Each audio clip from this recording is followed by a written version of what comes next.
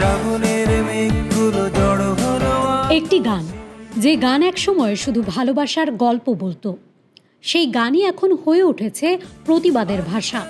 ফেসবুকে গত কয়েকদিনে যদি আপনার চোখে পড়ে থাকে শ্রাবণের মেঘগুলো জড়ো হলো আকাশে গানের অসংখ্য ভিডিও, তাহলে আপনি একা নন। প্রশ্ন উঠছে, হঠাৎ সবাই একই গান কেন ব্যবহার করছেন? সবকিছু শুরু সিলেটের ফেঞ্চুগঞ্জ উপজেলার পিটাইটিকর সরকারি প্রাথমিক বিদ্যালয়ের প্রধান শিক্ষিকা বিউটি রানী পালকে ঘিরে। তিনি নিজের ফেসবুকে কয়েক সেকেন্ডের একটি ভিডিও পোস্ট করেন। হালকা বাতাসে হাঁটছেন আর ব্যাকগ্রাউন্ডে বাজছে শ্রাবণের মেঘগুলো জড়ো হলো আকাশে। ভিডিওটি প্রকাশের পর সামাজিক যোগাযোগ মাধ্যমে শুরু হয় নানা সমালোচনা ও কটূক্তি, কিন্তু এরপরই পাল্টে যায় পুরো চিত্র। দেশের বিভিন্ন জেলার শিক্ষক শিক্ষিকারা একই গান ব্যবহার করে নিজেদের ভিডিও প্রকাশ করতে শুরু করেন।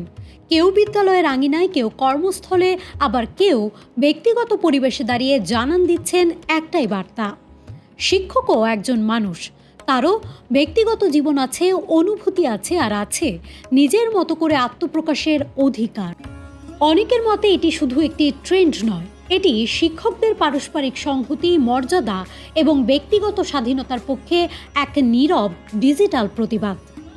মাত্র কয়েকদিনের মধ্যে হাজারো শিক্ষিকা একই গান ব্যবহার করে ভিডিও প্রকাশ করেছেন। মজার বিষয় হলো, শ্রাবণের মেঘগুলো জড়ো হলো আকাশে গানটি লেখা হয়েছিল 1987 সালে।